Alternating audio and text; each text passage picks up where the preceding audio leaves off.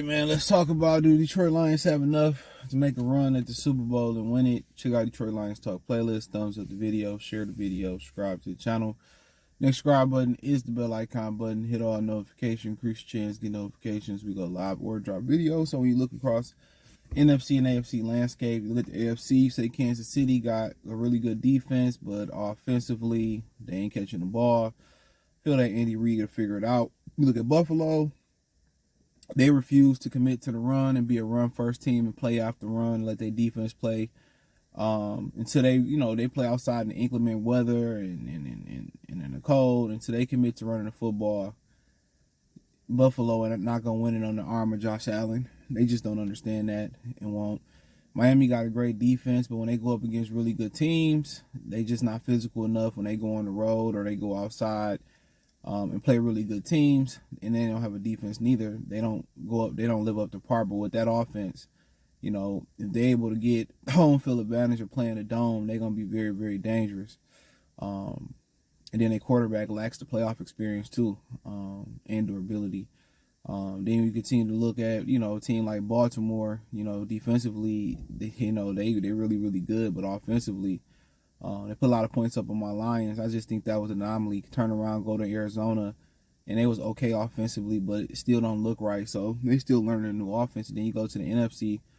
It's really like two teams, I would say, above the Lions. But you could say the Seahawks in there, and Geno ain't really found his stride this year yet, other than playing against Detroit. The Dallas Cowboys, you want to put them in there.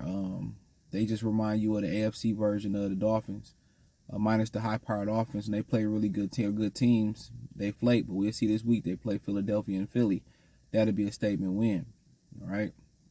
The Eagles, they the best right now, but pass defense is questionable. But if you go back to the Super Bowl year, they was playing with cornerbacks off the street, and their front seven was that good. And this year, their front seven is that good.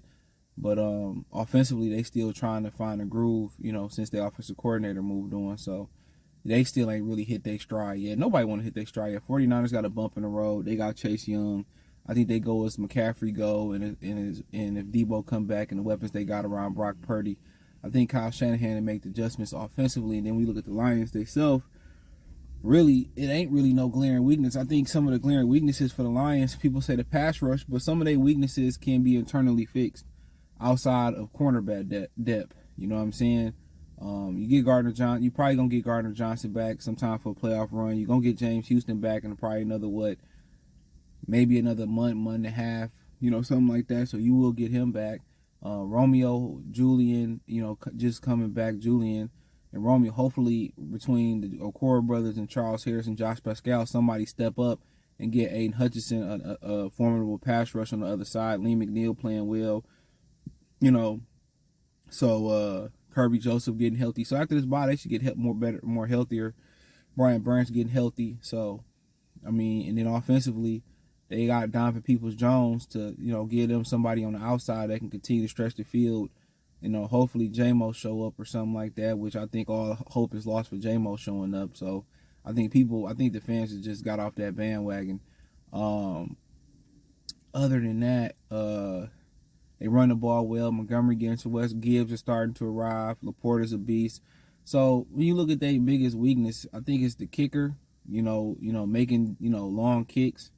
Also think it's a lack of depth at cornerback, and then also somebody got to step up as a pass rusher. So we'll see on the edge. Somebody can step up. If Pascal's one of those guys, and you maybe get Gardner Johnson back. Maybe Anazorki get healthy. I think between Anazorki, and what's the other guy's name? Jameson Williams. I think people has washed their hands with them already and ready to move on. I think Pascal approaching that clip too. He not there yet, but he ain't never healthy. So he kind of approaching where a lot of people just want to wash their hands with those guys. But also the offensive line the last couple of weeks, the Raiders and the Ravens been able to make some noise. But at the same time, you missing two starters. You're missing Frank Ragnow as well too last week. I know he got a toe injury. Jonah Jackson out. Hightie out. He been healthy. But he ain't playing. I can't even say he a healthy scratch. He dressed, but he just ain't playing. So Hopefully after the bye the next couple weeks, you get healthier amongst that offensive line and they get back to running the ball and being dominant. But I see no reason why. I mean, everybody got their issues. I think the 49ers and the Eagles got more experience, to be in there, but and Lions just don't have that experience. That's just the only issue. The Philadelphia about to hit a tough path in their schedule, and you don't want to be peaking right now anyway. You want to be peaking, December going into January. You want to kind of be hot during that period. But to be honest, if they can get something, if they get some of them pass rushers to step up and help Aiden Hutchinson, if they can just get one of those guys to come and step up, man, that'd be enough. And they can go get Desmond King off the streets or find a cornerback to go. I don't see why they couldn't go, especially if they're going to continue to get healthier. So, I don't see really nothing that's holding them back. I know people say, they need another pass rusher. Well, they got several of them on the team. Who going to step up? The Core brothers, Harris, Pascal. He made some big plays in the Kansas City game. Kaminsky is a good depth guy. You get James Houston back. So, somebody, you got 4 or 5 different options for somebody to step up. And Liam McNeil and Aiden Hutchinson need some help. They need some help. So, and then now they're starting to manufacture pressure, with, blitzing linebackers, and they started to make that adjustment. But they just need some help. And if you're able to get Gardner Johnson back in a run, then that's going to give you some more cornerback help. And if that's going to push Malafanu back to playing corner to give you some help, or that's going to put Gardner Johnson on the outside to give you help, so be it. But a lot, it's like that with the Lions every year.